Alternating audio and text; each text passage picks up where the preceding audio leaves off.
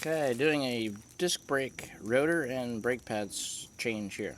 So everything is the same for any car with disc brakes. Basically, you jack the car up, use jack stands safely, supporting the vehicle. Remove the wheel so you have access to the brakes. And there's usually two bolts that hold on the caliper. They'll be tightened into the holder on the rotor, the brake caliper holder, bracket, whatever it's called. So in my case, there was two 13mm bolts holding it on. One on the top of the caliper, one on the bottom. Down here, there it is. Loosen those bolts, remove those bolts, set them aside.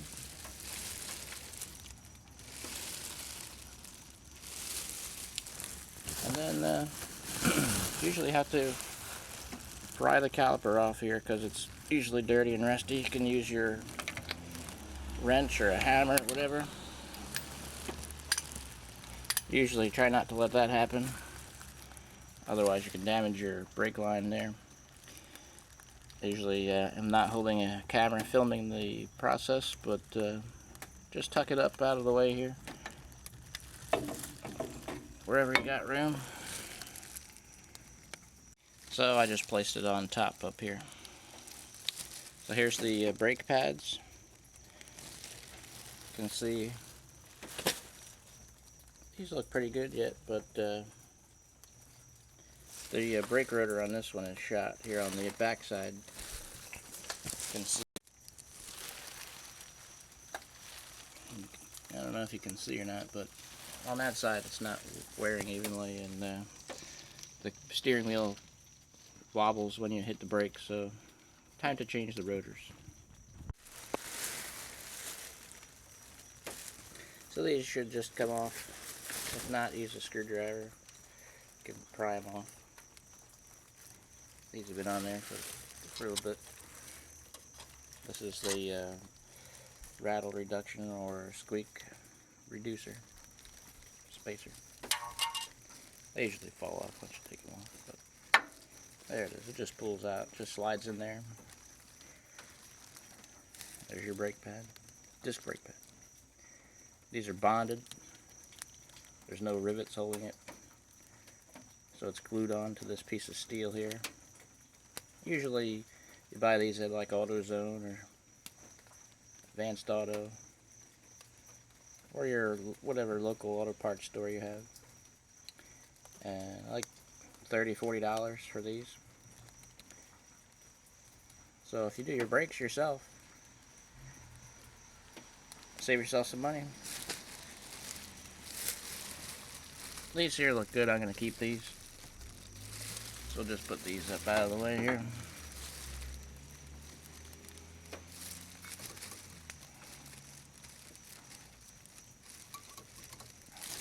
A lot of times these holders are dirty and crusty. You just have to work it out of there. And I'm only working with one hand here, so we'll get it. Let me get a screwdriver.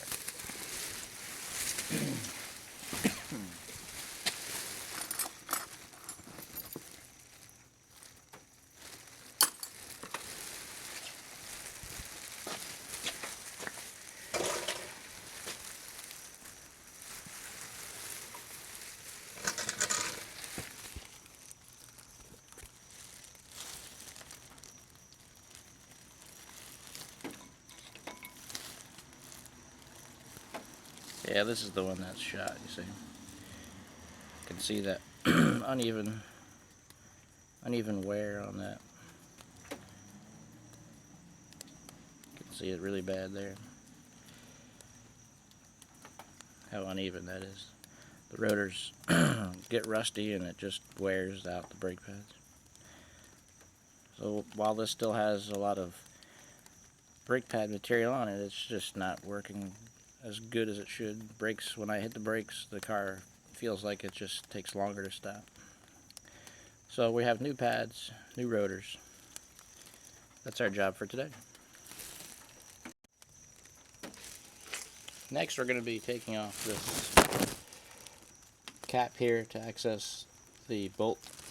There's a cotter pin and a bolt with a washer and the bearing that holds on this rotor to the spindle. So usually I just use a hammer or a screwdriver somehow to get in there. Pry it off. Let's go get a hammer. Okay, we'll start by removing this cap at the end of the hub here. We then have to come back around in the back here.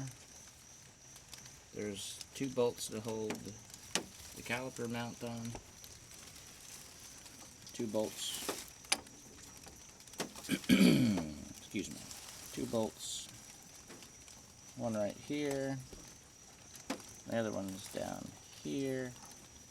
Hard to see. Right here. These bolts hold on this bracket that holds on the caliper. So we have to remove those two bolts, the cap.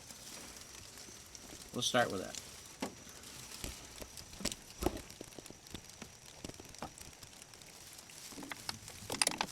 Remove the cap, just tap it off, rotate the spindle, and tap it, should come off.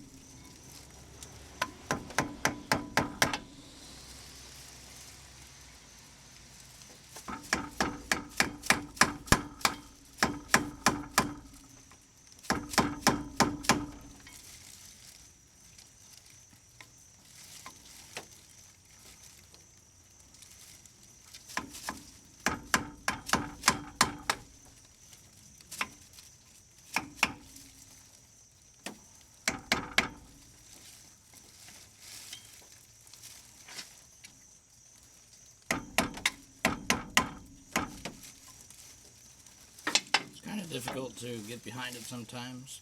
I know it looks like it's damaging it, but the hubcap covers this part. So you just have to get behind that little lip and pry it out.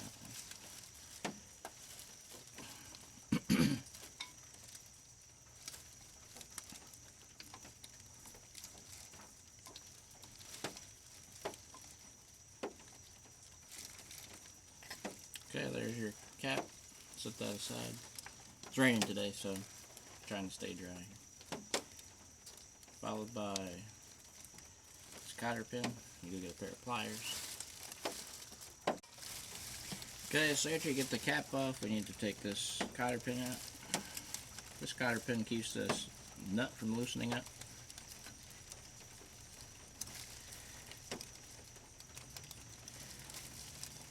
Usually you don't have to take this off if you're just doing a simple brake job, but we're replacing the rotor, so it's got to come on.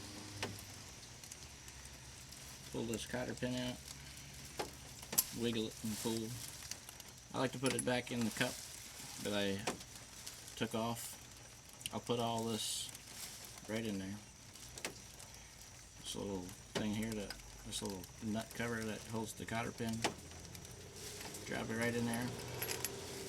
Remember what order you take this off, it'll have to go back in the same order.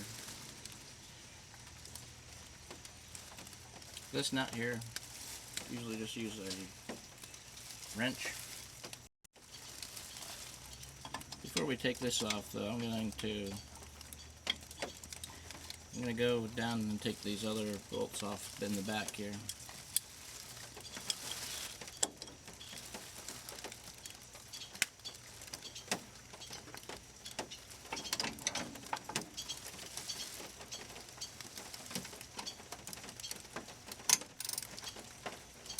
These are on here pretty tight, probably.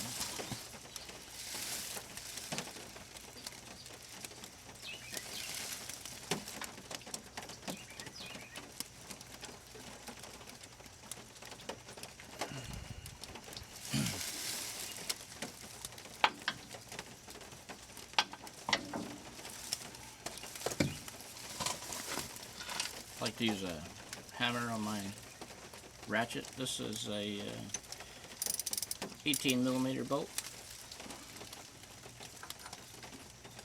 This truck's pretty rusted, so it might be a little difficult.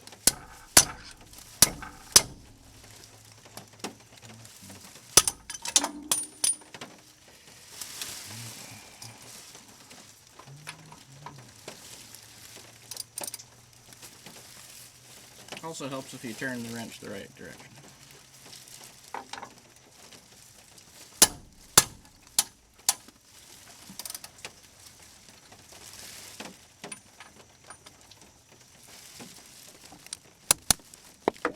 Okay. Working rain sucks. So I broke these two bolts, so just going with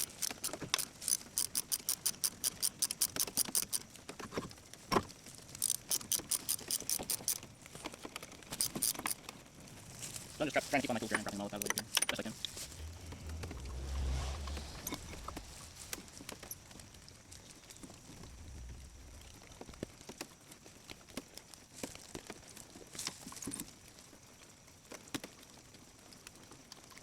Okay, we'll try out this bracket will come off. Just put this junk down here. Okay, now we can resume with the moving the hub bolt.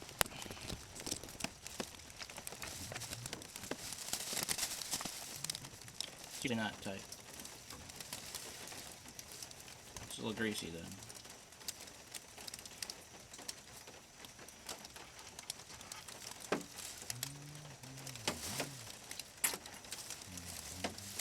At this point, the hub should come off of there. There's the bearing.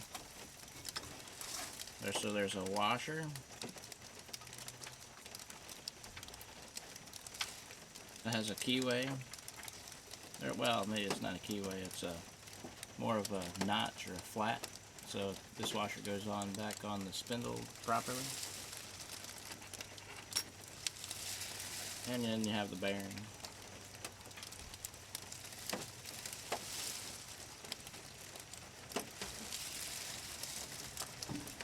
And then off comes the hub, the rotor.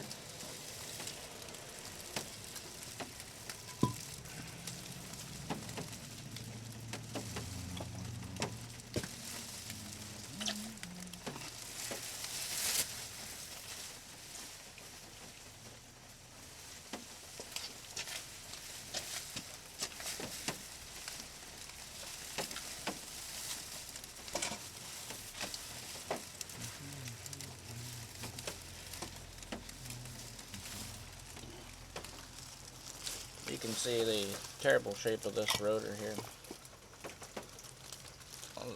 This whole surface is supposed to be smooth and shiny with the brake pad surface, but it's pretty well rusted. Terrible. So that's why I'm replacing these.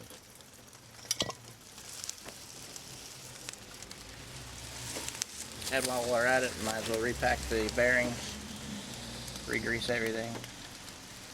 I'm just going to clean all this off of here, this old grease.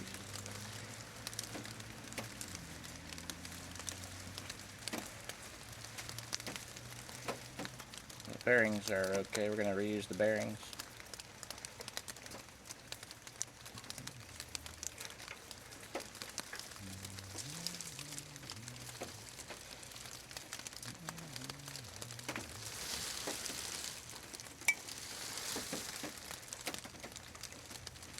Looks like the seal came off of that.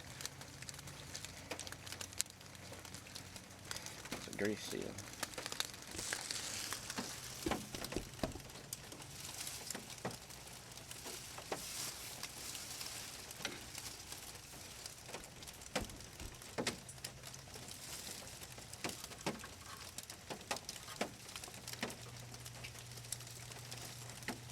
This is supposed to be pressed into the back of this hub down here. It's going to come out. Worn out. We get a new one of those.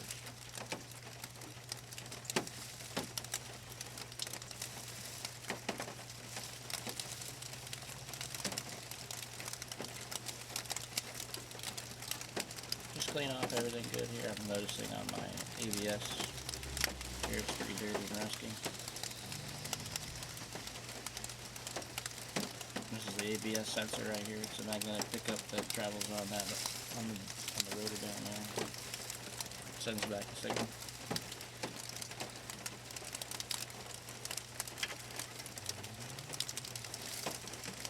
Alright. Now we'll go prepare the new parts. So here's the new rotor in the box here. Just unwrapped them.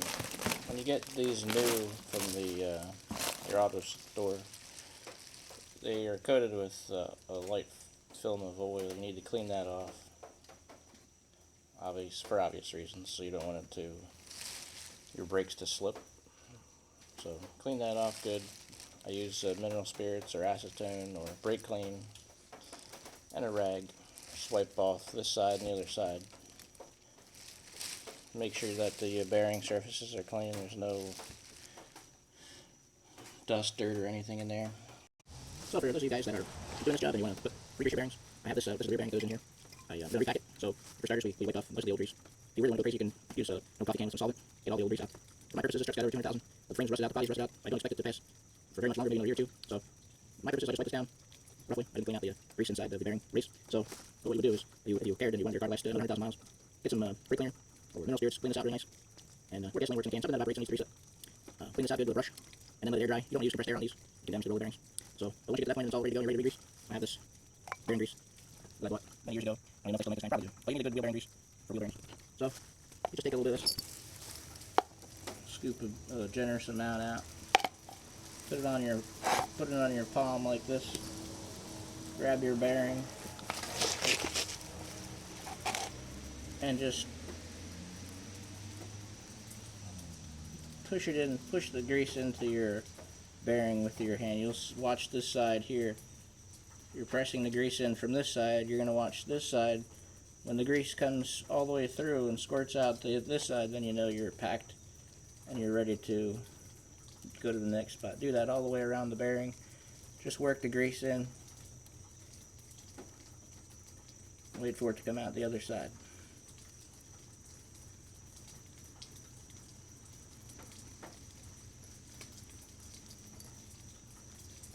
You'll see it here. It's starting to squirt out right here. You can see that. So that bearing is packed in that spot, and I'll repeat the process all the way around. It's a messy job, but that's what you need to do to pack the bearings. So we're just going to re-grease these and slot them back in.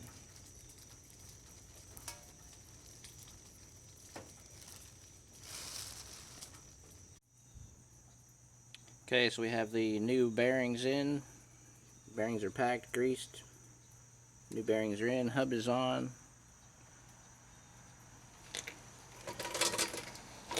Now we're just going to slide the parts back on in the order we took them off.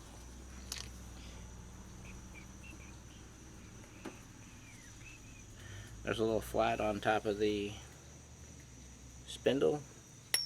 Matches with the flat on the washer.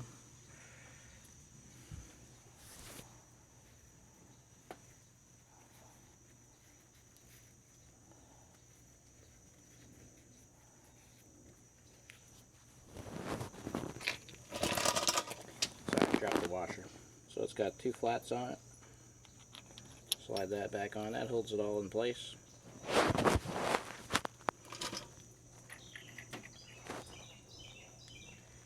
The nut.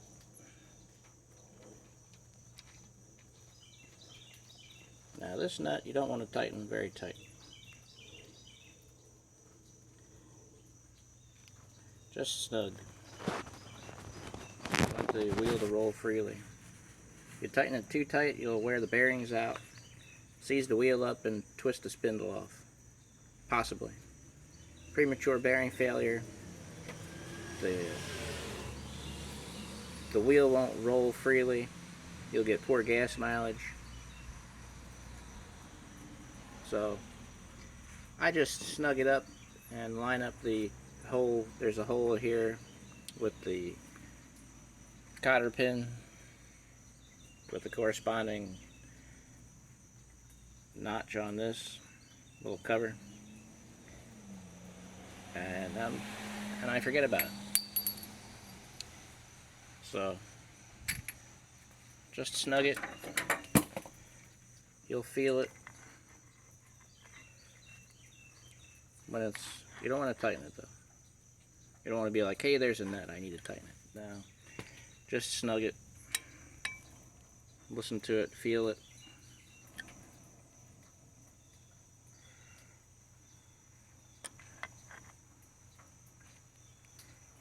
Of course, you don't want play in it, you know. So you can wiggle it a little. I don't feel any play.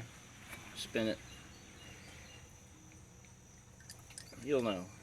You'll feel it. It's something that you have to feel.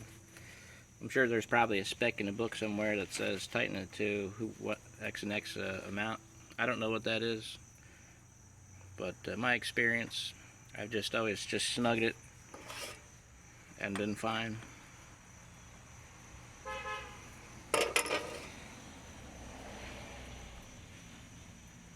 Once the cotter pin's in there, nothing's coming off. As long as it's not too loose, you're good.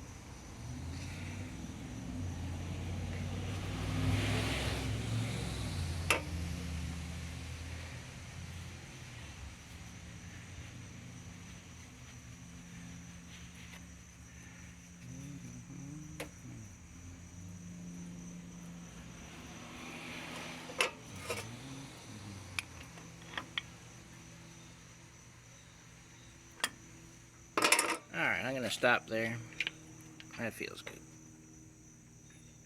And we're going to see if we can get this cotter pin to line up here with a hole there.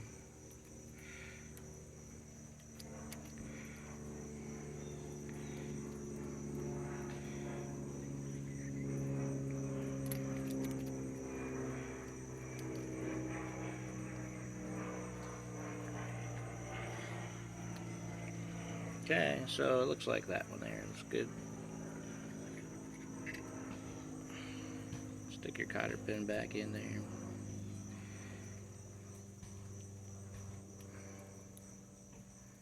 You need to straighten it a little bit. My pliers fell down all the way back there.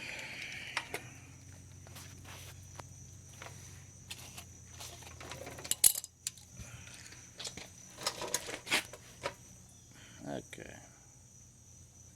I need 3 arms.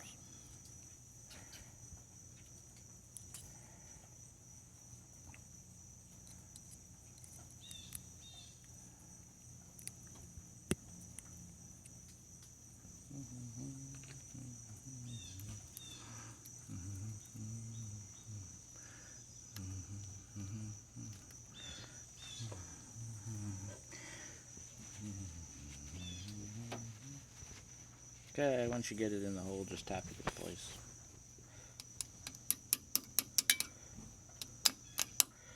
Tap it in place and bend it. Keep it in position. You can use a hammer, whatever works.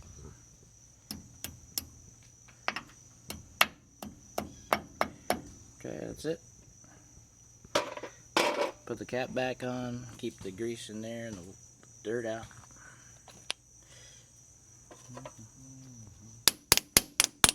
Wrap that around in there. Looks like this one fits a little looser than the other one. That ain't gonna work, look at that.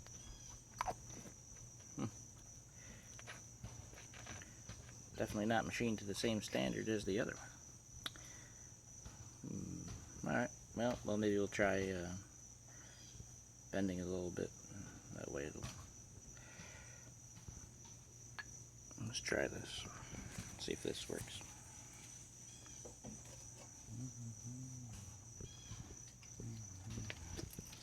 You never know what you're going to run into when you work on cars. Let's see if that worked. Nope.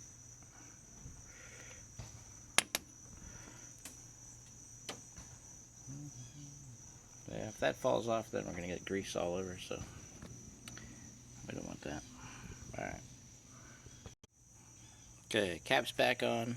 I just squeezed it a little bit. Now it fits good. It's not coming off at all. So we'll leave it at that.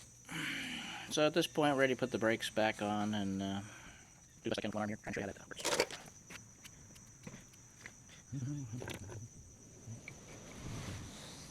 I got a tripod for my camera, but it doesn't work really well. Camera, if you guys keep watching my videos and this YouTube thing keeps going good, I'll definitely be able to get a tripod and make better content. So here we are. Put that on there and put you guys down for a minute, just so I can get the bolt started. Okay, I got the bolt started on that caliper bracket. Everything's reversed how we took it off now, so we'll just tighten it up.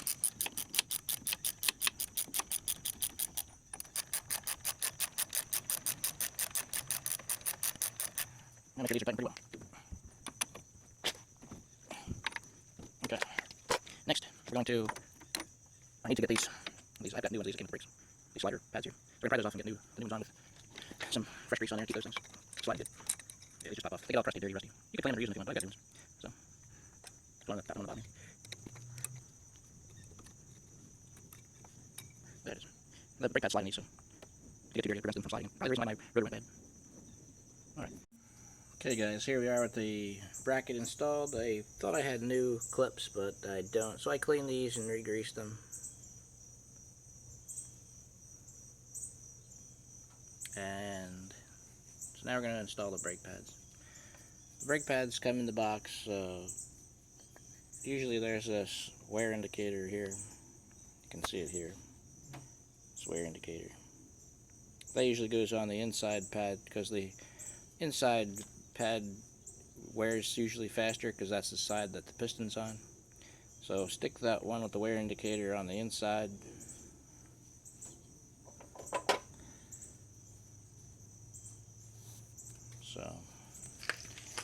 So there's the when the big brake pad wears down to a certain point, this little wear indicator here will scratch against the surface of the disc and it makes this horrible screeching noise. Tells you that you need new brakes.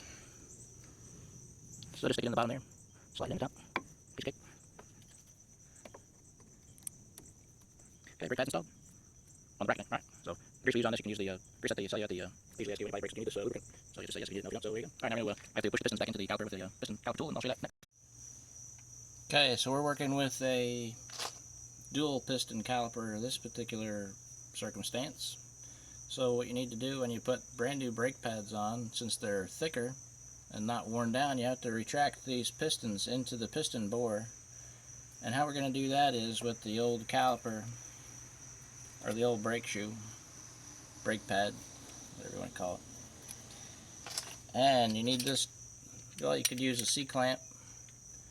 They sell this at any auto tool store facility. So you just stick this in here like so and twist and tighten it up, and that's going to push the piston back into the piston bores so you can accommodate new brake pads. And you have to stop and do both sides, otherwise it gets too hard to turn. So I'll do this side a little bit, do the other side a little bit to get them pushed all the way back in.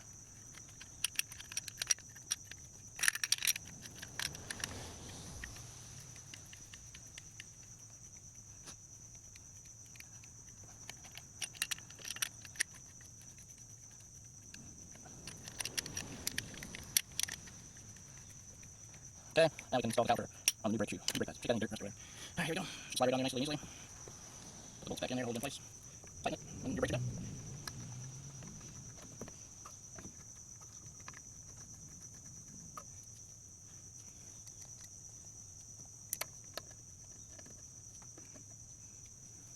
Tighten it up with our 13mm wrench.